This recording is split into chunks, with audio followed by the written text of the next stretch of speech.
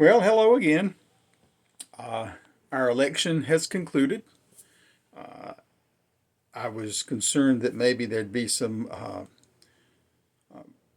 dangerous, explosive activity after the election, and I've been happy to see that no one has done anything that crazy, not to a significant extent. Not that they're very out in the open about it at the moment.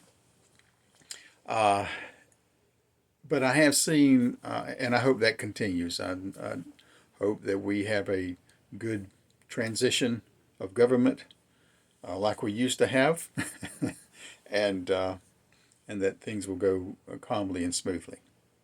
But I have seen on the internet, on from Twitter or what is it, X, YouTube, things like that. I have seen reactions, individuals' reactions to the election, which were very passionate and rather extreme in my estimation. But they are expressing the way they feel, and we here I am on the internet. I'm telling you what I'm thinking. So if you want to express yourself, however it is, as long as it's not pornographic or whatnot, then that's your right to do something. And people are doing that. Some of it can be quite comical to watch in a lot of ways, but they're passionate, very passionate. Um, anyway, so as I saw these people reacting, I was it brought me to think, you know, we actually have hope here, regardless to which side you're on. Um, there's hope. There's hope because we have a constitutional government. We have a constitution, and this constitution gives all kind of rights to individuals that are more better grounded, more protected than anywhere in the world. Virtually everywhere else, the democratic kind of rights that people have received have been slowly bestowed upon them by the people above. Okay, whereas in the United States, we had a revolution, and the people at the bottom uh, said this is the way it's going to be. So they protected the rights in a way that you go to Australia, and you saw what has happened in the last few years with some of the crazy stuff with the way they've dealt with the dilemma, the medical dilemma that we've faced throughout the world. And I was just sometimes really surprised by the crazy, putting people away, sticking them in camps, all kind of crazy stuff that just seemed irrational to me as an American. We didn't do anything like that in America. Didn't put people in concentration camps in America for this as part of our solution. But anyway, it's because we have a constitutional government that protects the right of the people. But more significantly, in a lot of ways, is that this Constitution um, protects the rights of states. We have a state uh, empowered uh, republic, and there's things that have happened that, in fact, that a lot of the issues with the last couple elections has been, have the states been doing what they're supposed to be doing? People would it was a federal election, but are the states carrying out the elections as they're supposed to? Because the states make their own rules, and are they following their own rules? Things like that. But and then we have other issues that have, I think it's quite ironic that one of the big issues was reproductive rights, and I'm in Florida, and people are all concerned about what the federal government's doing about reproductive rights, and what the Supreme Court said is, hey, this is not a federal government issue. This is a states' rights, a state issue, and so they sent it back to the states. And what happened in Florida? We had a referendum, and everybody decided, well, we'll wipe out the restrictions on taking a child's life before it comes out of the womb. Pretty much, just it's up to the individual to do whatever they want to whenever they want to. So the state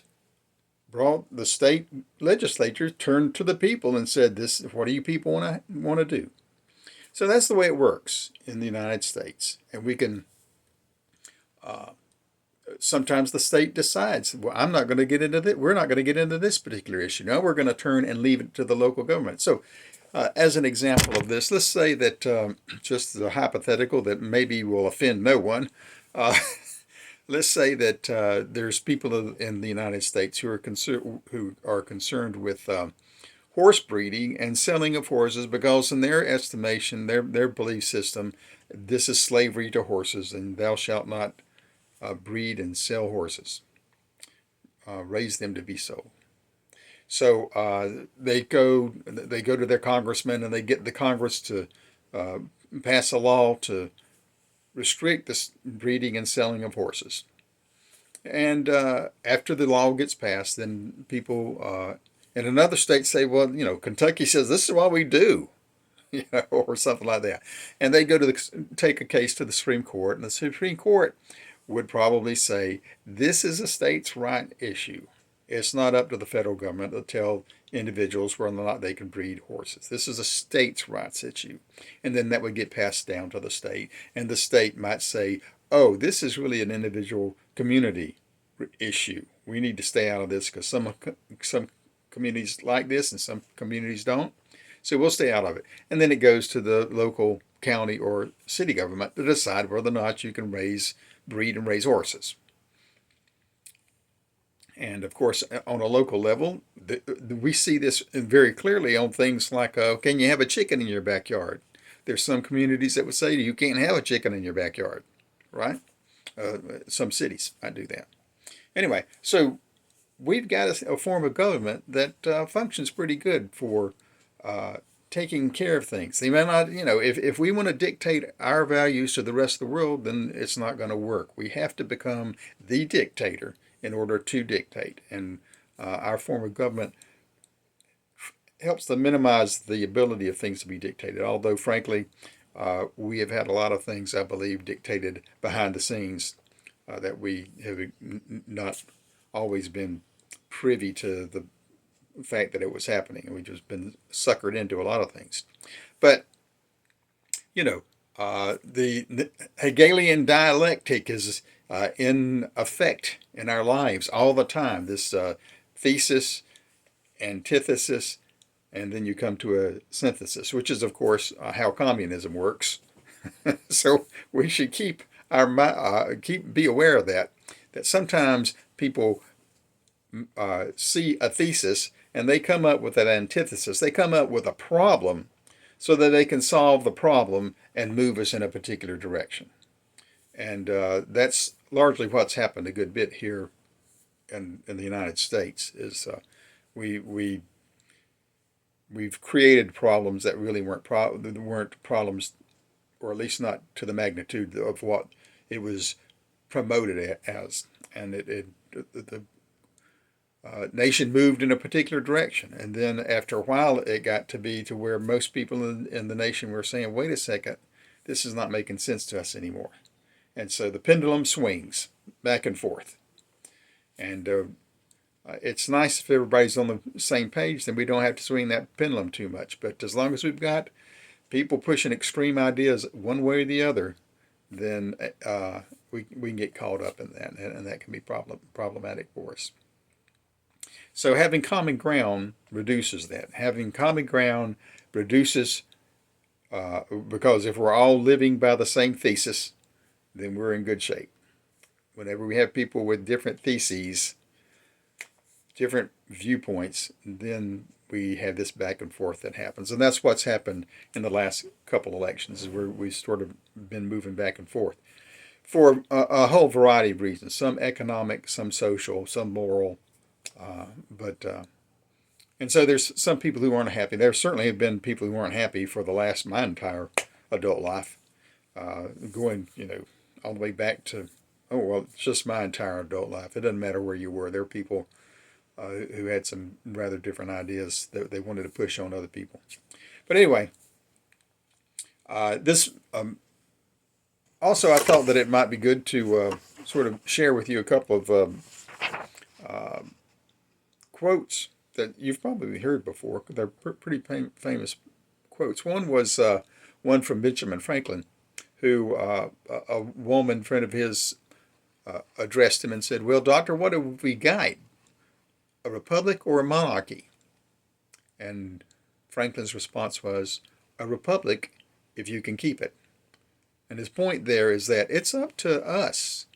We have to actively participate. And this is the great thing about what's just happened, frankly. I've never in my lifetime seen so many people um, go to vote.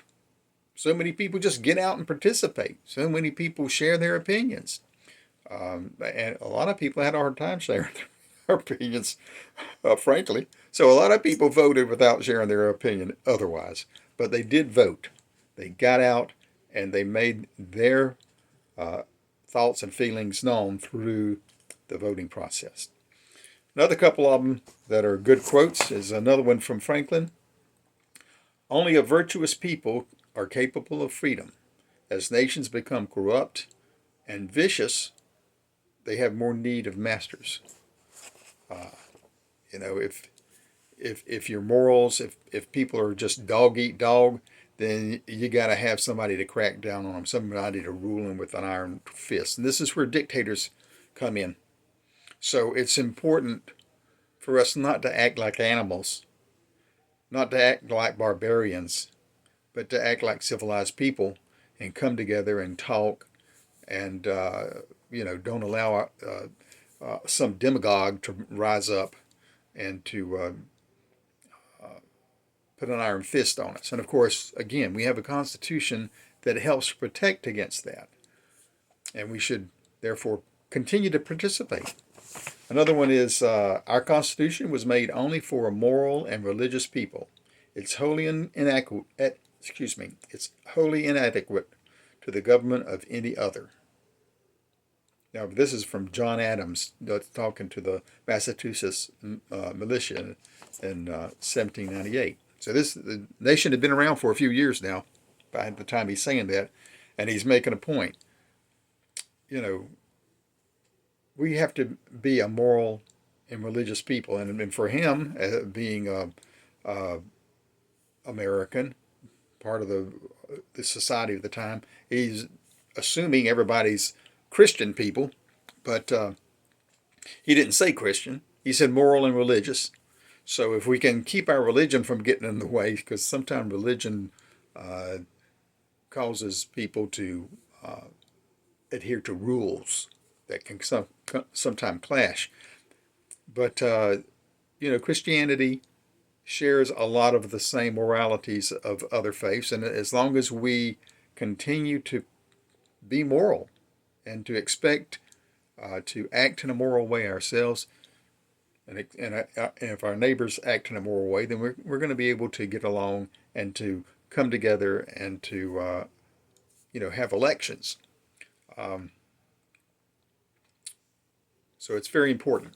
And you may not be a Christian, but if you live in the United States, you have to at least admit and know historically that this has been a Christian nation, and it has been your peace and your prosperity has been largely due to the fact that this is a Christian nation, or it is based on Christian principles. So anyway, if you haven't read it in a while, you might want to check out the Constitution. And in it, you'll find out, if you don't already realize it, you'll see where the states are given certain rights and significant rights to be in charge of themselves. And a lot of what we do as a nation is where states agree to come together to do things together as a federal government. But it's the states. The states are the ones that get to decide how your elections are held and things like that. And they may have other similar kind of responsibilities. And we just shouldn't assume that the federal government can come up with any old ruling it wants to, and we have to do it. The states are in charge. So anyway, I hope if you are concerned yourself, or if you know people are concerned, maybe these words might help to give you a little bit of hope, and maybe redirect some anger to some positive action to participating in society. Have a good day.